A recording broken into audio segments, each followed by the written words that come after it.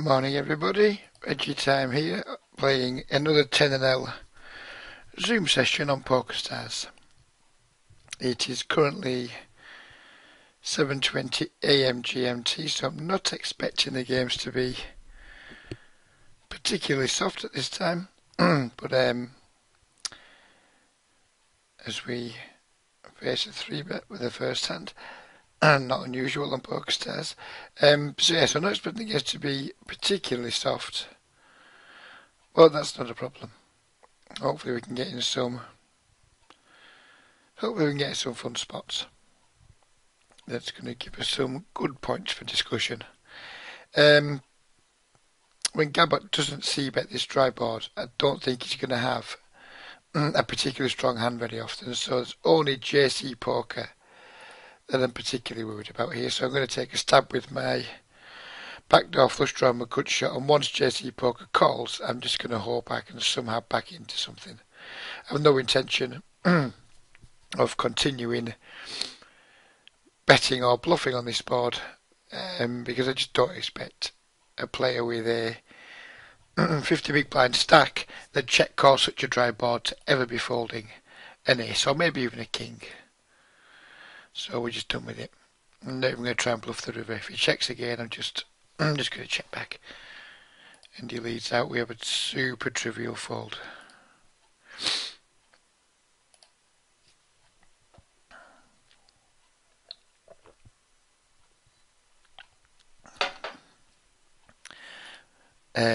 Just whilst we've got a quiet part in the video, I would take this moment just to make a very subtle brag. I played a tournament at the weekend, and I managed to finish fourth in it, which is really quite pleasing. It was only for £220, but live cashes are always way more satisfying than online cashes, even though live is much softer. I think it's because you put so much more time into it, and it's so much more of an event. It was good fun. I enjoyed it. I was card dead all night, but I managed to fold my way to glory almost. I 3-bet the king 10 here, and I hit a good flop.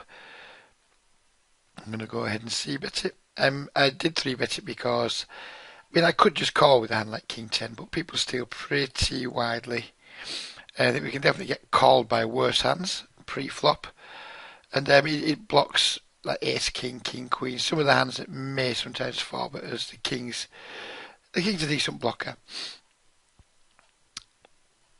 The queen isn't a great card. Don't think we can get much value anymore, but I'm not ready to fold yet.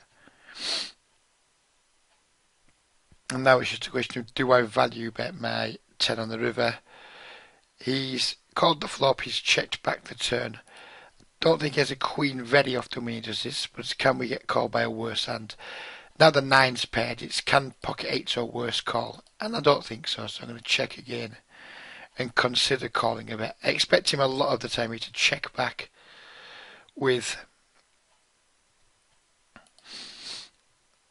a lot of hands like pocket 8's, pocket 7's and things, so when he bluffs, he's going to be very polarised.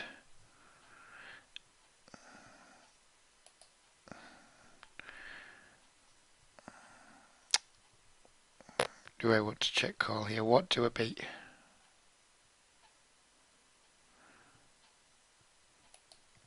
I'm just going to fold. I'm going to talk. Pause a second and talk about that, because we didn't beat very much there with his bet, but we'll talk about it in a moment. Not going to call with the 3s. Think we're going to get squeezed a little too often.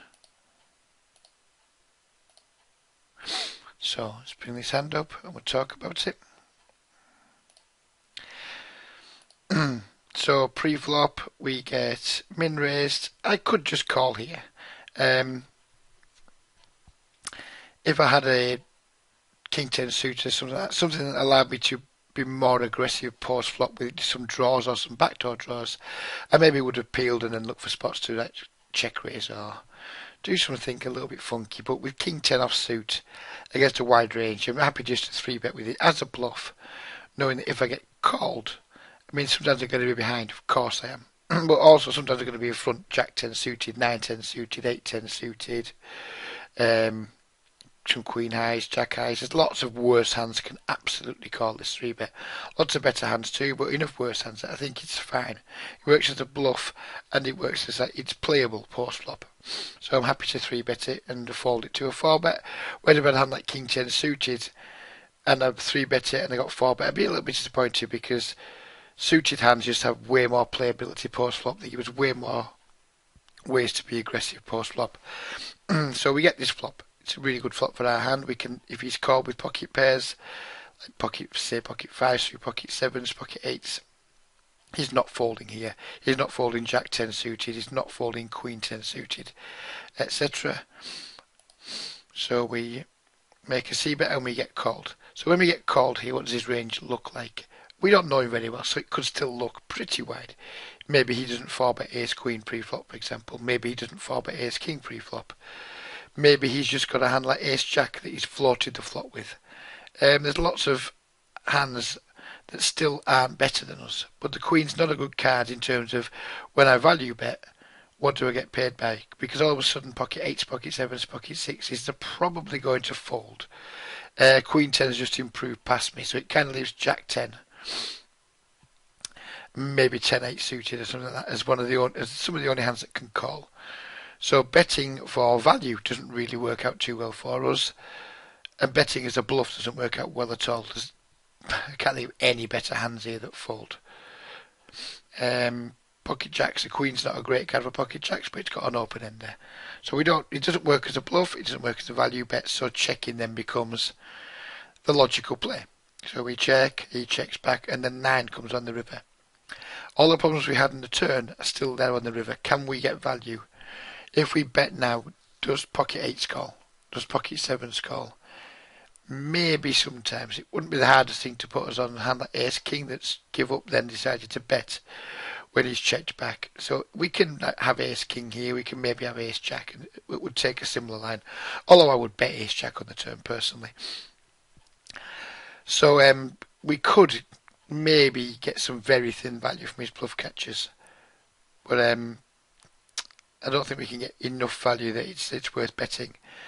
So then, can we catch his bluffs? Can he have ace jack that's floated? Can he have ace king? Can he be turning pocket eights into a bluff? Can he put us on the 10 and turn it into a bluff? I don't think any of those things are happening enough.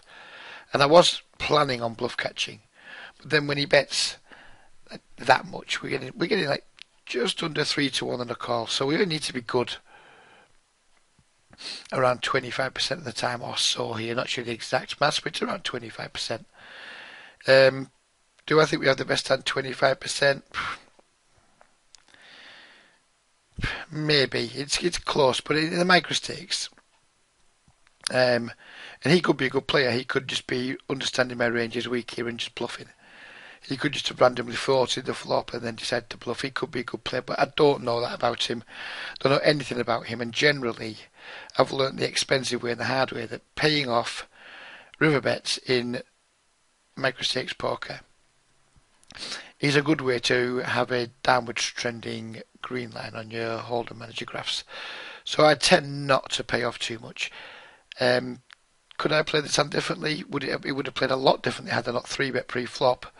But I did choose to 3-bet pre-flop. I'm happy with my decisions all the way through the hand, and even though we lost the hand, I think it's fine. So that's my explanation of why I played that hand the way I did.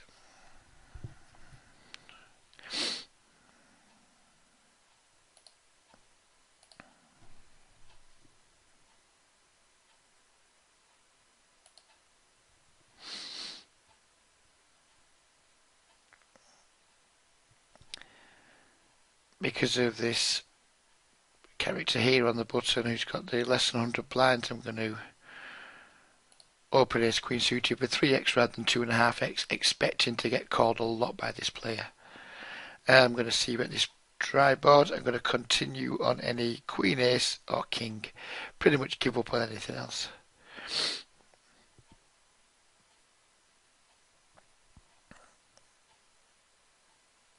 Going to peel the king 10. Hopefully try and play a pot with Amber Lady in the big blind. We don't get to do that, but we do get to flop top pair, giving up with the ace queen.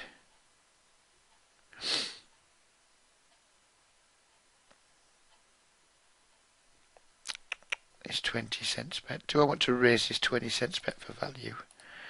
I think I do. Fold if he 3-bets me, of course. But when he makes a small c-bet on that board, he's usually just going to be having some weak c-bet that's just giving up. But my hand's pretty vulnerable. I mean, there's a lot of times an overcard's going to come off. I'm not really going to like the situation. So my hand isn't strong enough to slow play there, and his bet sizing isn't big enough for me to want to try and trap his bluffs. So I'm going to hope that with him making such a weak size, and he's going to be a weak player, and he could maybe call me with some worse hands. If he doesn't and he folds, well, so be it. It's very easy to make a mistake player when you raise for value and you make them fold to think you've made a mistake. But raising for value against people who you're not sure of, who you think may be bad, can never really be a mistake unless you eventually know that they fold too much to raises, and then it's a mistake. But don't ever kick yourself for raising for value and getting a fold, and then that let you make a bad adjustment in future hands where you rarely raise for value and you're always slow playing. There is definitely an art to slow playing. There definitely has merit in some situations. That just wasn't one of them because the pot was small, his bet was small, and there's no guarantee he's going to continue betting future streets. Dry board, so we'll just take a stab at this pot. We're going to get a lot of folds from pocket pairs and things. We can definitely get a bunch of better hands to fold there, and hands that have around 25% equity against us, which is always a good thing.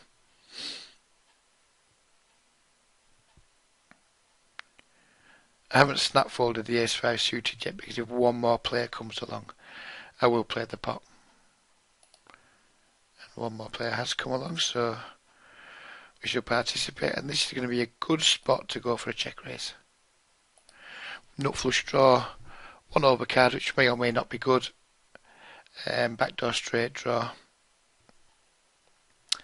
All good reasons to try and be aggressive. Going to 3-bet my jack queen off. The 2 big blinds look like, I don't know if they could be regulars or not. The brown tag's regular, but from a while ago. Not sure about lucky, but I think I prefer just a 3-bet.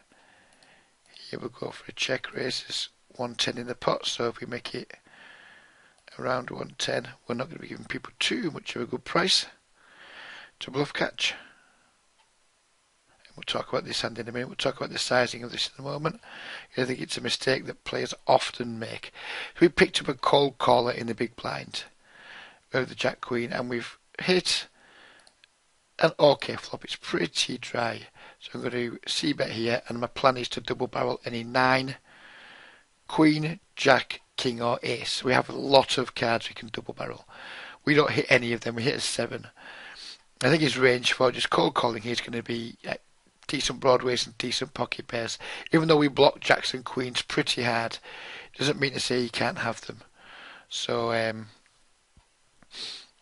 once he check calls, I'm not going to try and make him fold a pair on this board. So as we didn't pick up any cards that give us any future fold equity or any pot equity, in my opinion, it's a pretty easy just give up situation. Trying to make people fold pairs in these games is going to be quite a thankless task. So we'll go back now and we'll look at this ace-5 suited, and it's just a flop sizing thing. Because it's a problem. It's a mistake I see lots of my students making. So here we've seen a bet of 20 into 95. It's clearly a terrible bet size from this guy. I mean, it could just be someone making a very, very cheap bluff. It could be a bad player. We don't know. We don't know what his motivation is. Or it could be designed to induce exactly what we did. We don't know what his reason for betting this is, but we know it's probably not a good play. But I see people doing this time and time and time again, is they'll see the 20-cent bet and they'll just make it their raise 3 times it. So they'll raise to 60 here. If you're doing that, you are making a huge mistake. you've got to look at the size of the pot and make your raise sizes relevant to the pot size, not to the person's bet size. If we make this 60 here, that's going to put 175 in the pot, and he's going to have 40 cents to call. We're going to give him like 4.25 to 1 on his money. We're getting that. Our bet or raise carries almost no fold equity. It gives him great odds to continue in the hand with pretty much all his range except his total air. So we need to be making our raises relative to the size of the pot. So there's 115 in the pot. We kind of need him to, well, not need him to fold, but like him to fold here.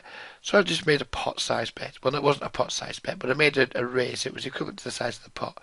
So I was asking him to put another 90 cents in. So my raise was to $1, I think, was it? Or was it to 110? I'm not sure. 110. So now 225 in the pot. And we're asking him to call 90 cents.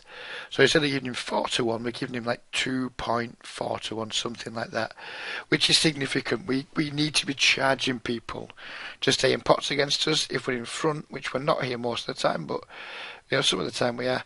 When we're in front, we need to be charging people a decent price to outdraw us. If we just made it 40 cents here, hoping you can see the difference, you need to be making your bets and your raises relative to the size of the pot, not relative to the size of the bet that your opponent's made. So I thought that was a point worth making, and we're going to move on again.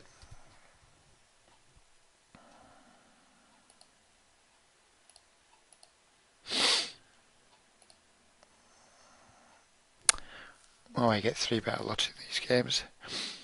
You definitely see a lot more 3-betting at 10NL on Pokerstars than you do at 50NL on Sky Poker. That is for sure. He's going to fold the King Jack suited. It's a playable hand, but when I open middle position and get 3-bet by the cutoff, I'm just going to give them credit for usually having a good hand. Maybe that's wrong. Maybe in these games, maybe King Jack suited should be a call in that spot, but I don't think it is. I don't think it can be. If I was in position there, if that was, say, button versus small blind, I think it would be a trivially easy call.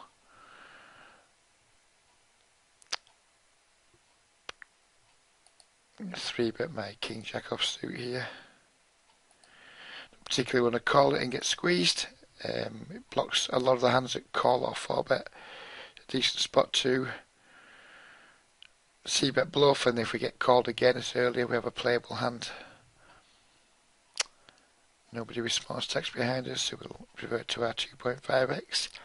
This board, our hand's pretty invulnerable on this board. So I'm going to just check back here. I don't think we have a 3-street hand.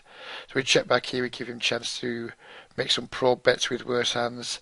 We weaken our range, which may allow us to get some value on future streets. And wow, he's fired a massive bomb into this here. No idea what this means, but I'm certainly not going to fold. If he bombs the river, I won't be too pleased, but I don't know if I would have folded or not. And when he checks, I think he's either bluff catching here or he's got some kind of just stab on the turn that's giving up now. But either way, I think we're going to be good a lot of the time. So I want to make a bet that like appeals to his bluff catchers. So he's going to bet that 1/3 pot and just hope he finds a call with something. Wow, ace king. Interesting line that he took there. I mean, that's always a danger. When we go for thin value like that, we sometimes we lose. That's what makes it thin. But yeah, I'm not fond of his line there. I think when I call the turn, after he bombs the turn and I call, yes or no, I've got some kind of hand. So to not have the courage to value bet the river there, from his point of view, his line is really quite poor. I think his call pre-flop's absolutely fine. His check on the flop's fine. His check on the flop's fine. His turn sizing, in my opinion, was a little on the large side given the actual hand he had, because he needs to bear in mind he's trying to get called by worse hands. I mean, he did get called by worse hands, but there's plenty of hands I would fold there to that sizing. And then when he doesn't value bet the river, I think he's making one of the fundamental mistakes of micro stakes poker, which is failure to get value on the river. He's lucky that I bailed him out, and and gave him some value. But you'll find that a lot in these games, that people, they just play super weak tight, and which is why paying off in these games is going to be a killer, because it's so weak tight that when they are betting, it's just nearly, well, not nearly always, but a lot of the time it's value, value, value. When people are taking those lines with hands as strong as Ace King there, you know, I mean, you have to wonder what on earth is he betting on the river. So when people, wow, hang on, let me just think about this for a moment. I'm not going to fall bet here because I want crunch on the pot. I'm going to call and I'm just going to raise any flop. I'm just going to treat my aces like a flop to set. I'm not going to 3-bet the Ace King versus under the gun. That is not a particularly good flop for us.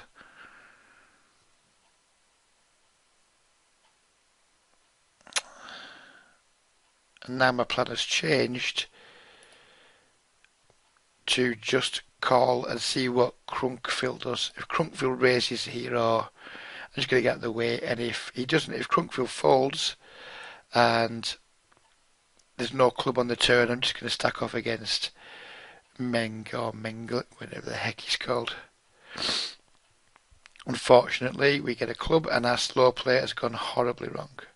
Because now we can't do anything, we just have to try and show our hand down.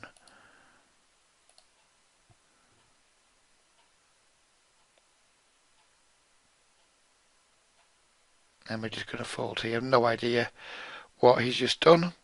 Maybe he's got 3 queens that, in fact, I think he probably just does have 3 queens or 3 tens.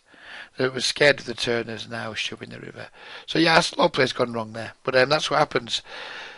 When we slow play, sometimes things just don't work out for us. I got greedy, I wanted 2 plays in the pot, and then we caught a pretty horrendous flop. Well, not a horrendous flop, but a flop where the plan had to change. I couldn't then raise that. Well, I could raise the flop to perhaps get value from, I don't know, kings with a club or something like that. But no, unfortunately, the board ran out pretty bad for us, and yeah, that one didn't work out. But that's life. That is life as a poker player.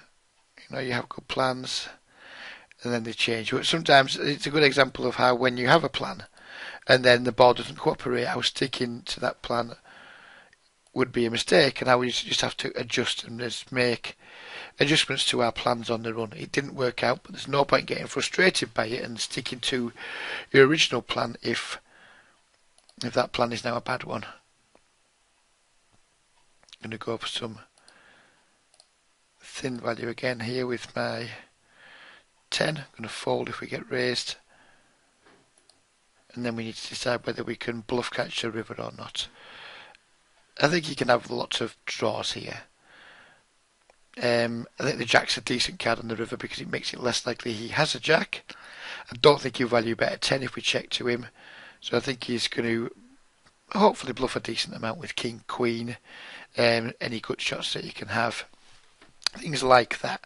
And if he checks back an under pair or a worse 10 that he maybe would have called a bet with, and that's just unfortunate for us. What did he show up with? Ace 8. So he did have a bluff. He just decided not to bluff with it. Or he had a hand, so he didn't have a bluff, but he had a weak hand that he decided not to bluff with. But yeah, I think our line was absolutely fine there. And yeah, it just didn't work out. He just didn't fire the bet on the river that I was hoping he might fire.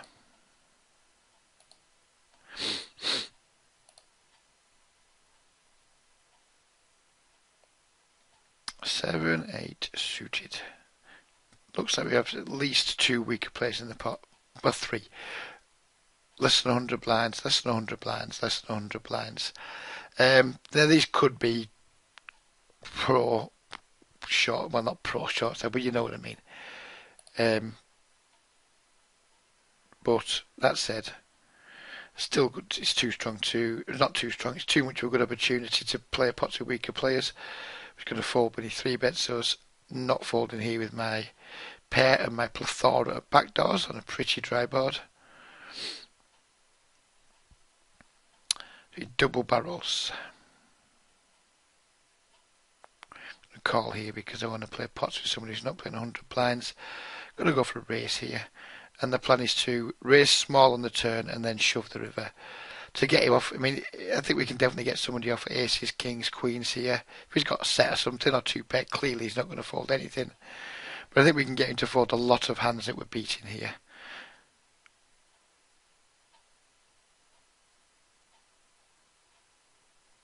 And now the plan is, the plan was to shove the river, but I've not quite set stacks up properly to do that. So he's going to bomb the river. And if he wants to look me up with two aces or two kings or something, then good play, fair play to him. But we can have a lot of hands that overpairs are in rough shape against here. And I'm not going to take this line very often as a bluff. On this board, there's just so few bluffs that I can have. It's just not a wet board. It's hard for him to put me on too many bluffs. He's going to have to put me on 2 pair plus a lot of the time. And if he wants to just take a call turn, check call river line with, wow, a hand as weak as ace 10, well, yeah, congratulations to him. I mean, he's got absolutely no reads there. He's there just literally playing the absolute strength of his hand. He's not, I mean, he should be folding that hand there. And that's not me just being bitter because my bluff didn't work. He doesn't know anything, or I don't think he knows anything about me anyway. He shouldn't know anything about me. That's not a line that you typically see people taking as a bluff in the micro stakes. So for him to take that line there, in my opinion, is poor play on his part. I'm happy with the line I took. I'm happy with how I played the hand. He's called me with ace 10. Fair play to him, he's won the pot, but if he's taking that line frequently in these games, he can't possibly hope to be a winning player, because just way too often he's going to find his opponents with a way better hand than top pair, top kicker there. So we'll play through, we'll play our pocket eights, and then we'll call it a video. We've had some good points of discussion. I've not made money, which is unfortunate, but in a 27-minute session it's going to be hard to make money all the time. I would sometimes fold to this, but in the interest of it being the last hand of the video, I think we'll call. Ooh, and we flop a set right at the death. Unfortunately, he doesn't see bet, which makes me inclined to believe he doesn't have much, but that board's way too wet for me to be allowing any free cards. And hopefully we're just going to be a stack off here, and he's going to have a 2 pair type hand.